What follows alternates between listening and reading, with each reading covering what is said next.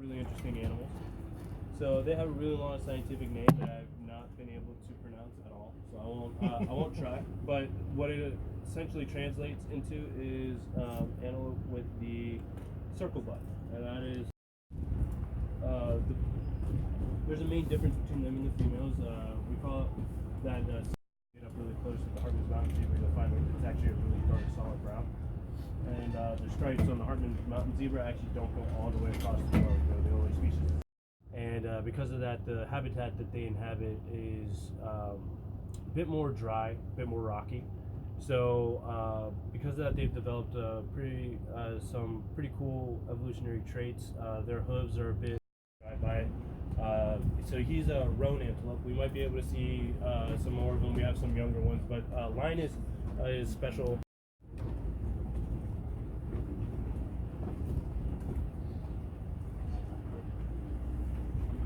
So right before, because they don't have that speed, which they're not necessarily slow, they can still run at about 25, sustained speeds of about 25 miles an hour.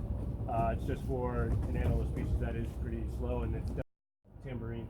And then we have like a cowbell for another savannah, and we'll bring them in and they all. So this animal over here off to the left that you see walking, this is Patterson's eel.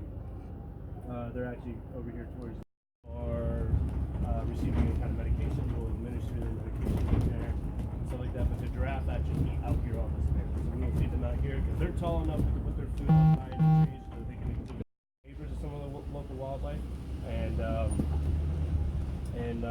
there's a lot that we're able to do with that. So it's really important that we get to know them on an individual level, know how that individual behaves normally. So that way if we see a difference in that behavior, it interested me. So when I got out of active duty, I decided I knew I wanted to do something with animals when I got out. Animals, regarding animal behavior, anything with animal care.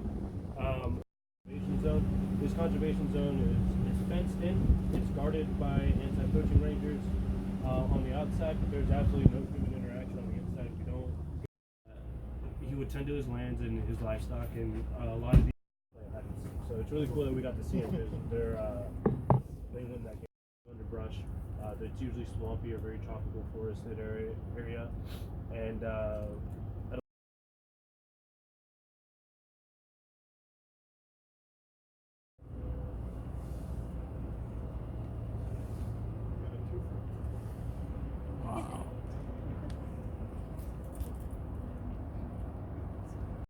school, whenever there was a launch going off, they would stop class and let the school go outside and watch it.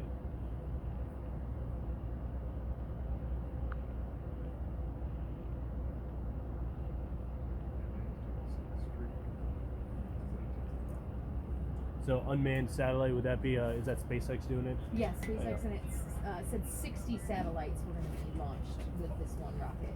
Really? Wow.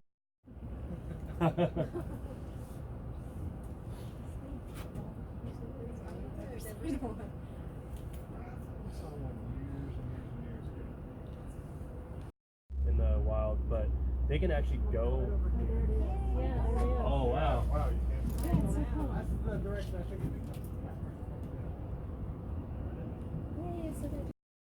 This group of 5 of the darker brown-haired antelope species. That's some more impala, but over to the left by the large tree out there, you'll see 2 antelope species with a kind of like whitish fur. Those are addax. So they're really cool. They're desert-dwelling species of antelope.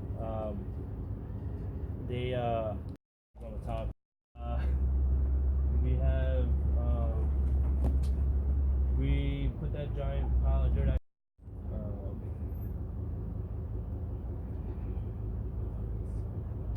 Over here, but also over there by the pool, we have some of our.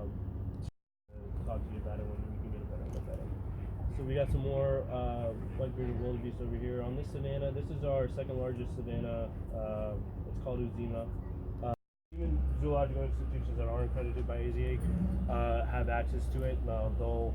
They'll have their own records that they keep for their own animals there, but we can get access into that, and it's very important as far as like how we acquire a lot of our animals. A lot of people ask.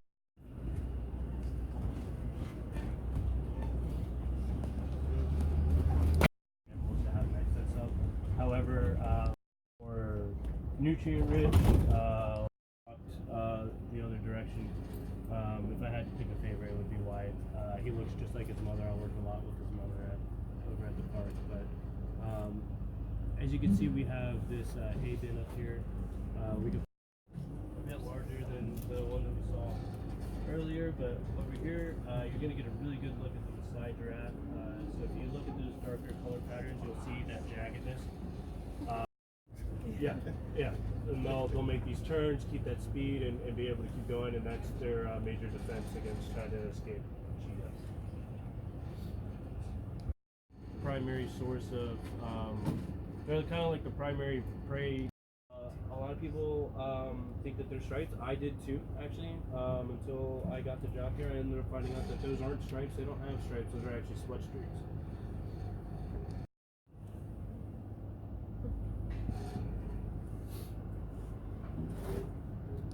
Show us any signs of that at all. So he's doing really well.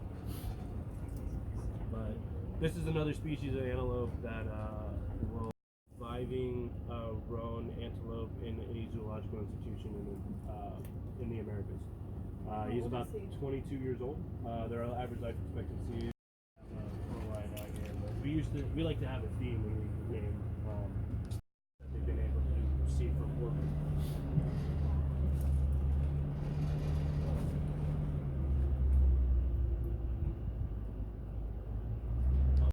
They are responsible for the one of the largest migrations of mammals on the planet. So every year they will get into this herd about. We just brought them over here a few months ago on their fur. But the three that we have out here are all males, and we actually it kind of waterproofs their coat a little bit, allows the water to beat off a bit better, and it also makes them smell, gives them a very pungent odor. A lot of people believe for a long time that they're species. They're common in waterfowl cones because most of the time when you find them, they're around a body of water. That's why we have them out here. We actually have two pretty decent sized bodies of water. We have like a little pond over here and one back there. But out in the water during